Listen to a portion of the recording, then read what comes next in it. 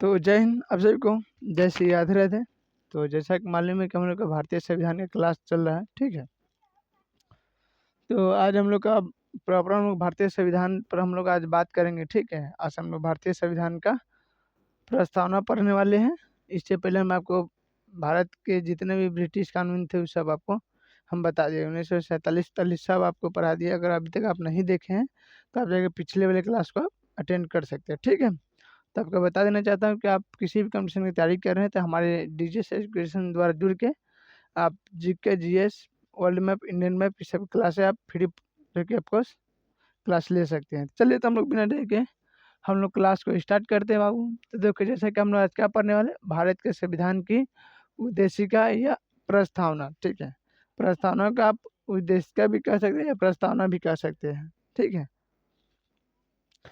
देखो, नेहरू द्वारा प्रस्तुत उद्देश्य संकल्प में जो आदर्श प्रस्तुत किया गया था उन्हें ही भारतीय संविधान का उद्देशिका में शामिल कर लिया गया था, ठीक है।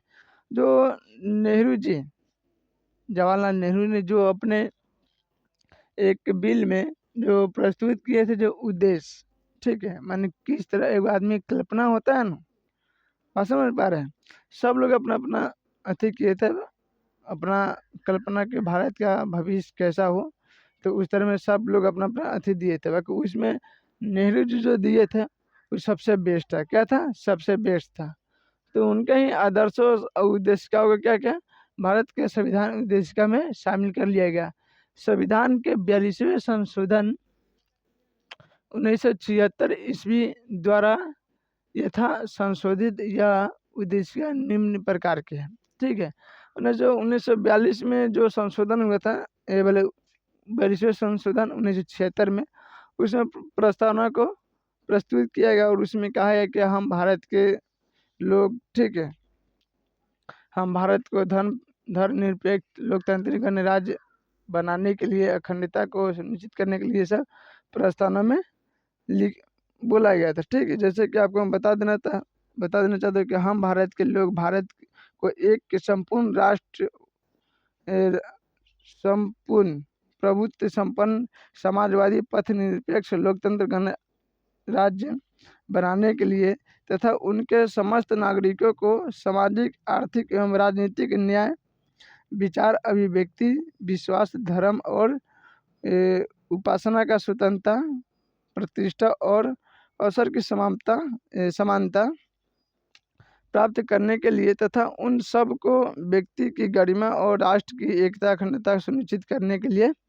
हम बनाते हैं, जो कि दृढ़ संकल्प होकर अपनी इस संविधान सभा के आज तारीख 26 नवंबर 1949 को जो कि शुक्ल सप्तमी संवत 2000 विक्रम के 31 द्वारा इस संविधान को अंगीकृत अधिनियम को आत्मसमर्पित करते हैं। बात समझ आ रही है? इतना वर्ग का प्रस्तावना है। तो 42वें संविधान संशोधन 1976 के द्वारा ये प्रस्तुत किया गया था, ठीक है। अब हम लोग देखते हैं कि प्रस्तावना की जो मुख्य बातें हैं उसके बारे में पढ़ लेते हैं। देखिए, संविधान सभा के प्रस्तावना को संविधान की कुंजी कहा जाता है। क्या कहा जाता है?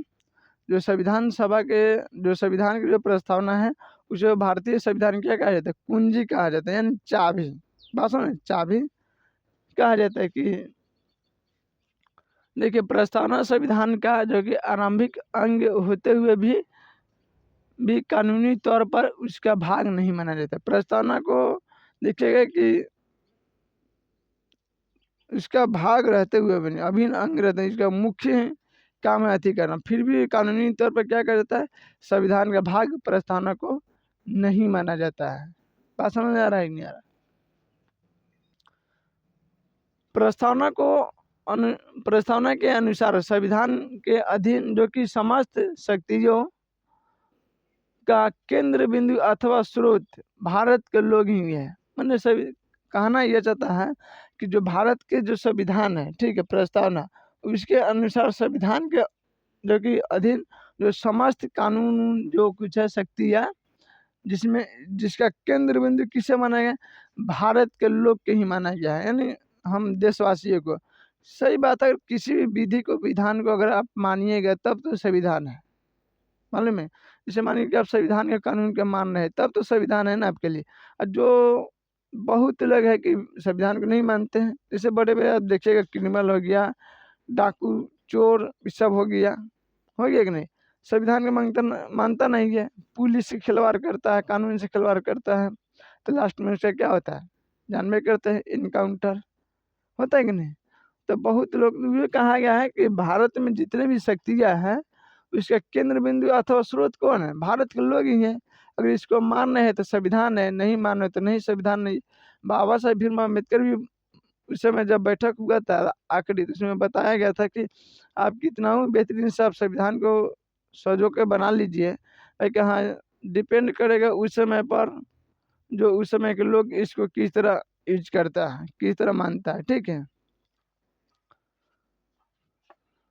तो प्रस्तावना में लिखित शब्द या अथवा हम भारत के लोग इस संविधान को अंगीकृत अधिनियम और एक आत्मसमर्पित करते हैं, भारत के लोग की सर्वोच्च संप्रभुता का एक उद्घोष करते हैं और प्रस्तावना को न्यायालय में परिवर्तित नहीं किया जा सकता है। जो भारत का संविधान का जो प्रस्तावना है उसे कहता हूँ, उससे आप क्या किया जाता है, उसको बदल नहीं सकते हैं, ना न्यायालय ने कुछ, जैसे है ना कि आपके जनते मौलिक अधिकार का कोई उल्लंघन होगा तो उसमें आपको सुप्रीम कोर्ट एंटर कर जाएगी।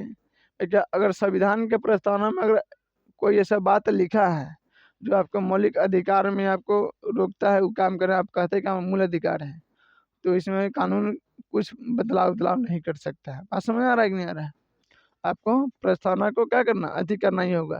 तो इसमें लिखा है कि जो भारत के प्रस्तावना में जो चीज बोला गया, जो लिखा गया, वो न्यायालय में परिवर्तित नहीं किया जा सकता है। यह निर्णय जो कि यूनियन ऑफ इंडिया बनाम मदन गोपाल 1957 के निर्णय में घोषित किया गया है कि यानी यदि सरकार या कोई नागरिक जो कि प्रस्तावना की अवहेलना करता है तो उसकी रक्षा के लिए हम अदालत की सहायता नहीं ले सकते।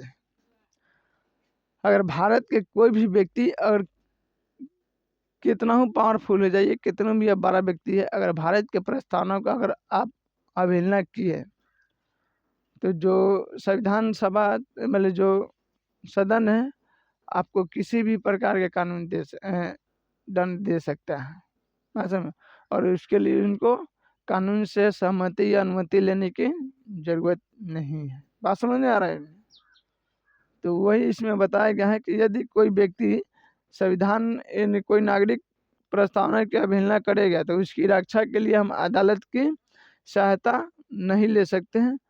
जो कि इसका सबसे बड़ा बात यह है कि बेरूबारी जो कि यूनियन वाद 1960 में हुआ था, इस बात को केस है जो कि सर्वोच्च न्यायालय ने निर्णय दिया कि जहां संविधान की भाषा संदिग्ध हो वहीं प्रस्तावना विधिक के निर्वाचन में सहायता नहीं ले सकते हैं, मालूम है।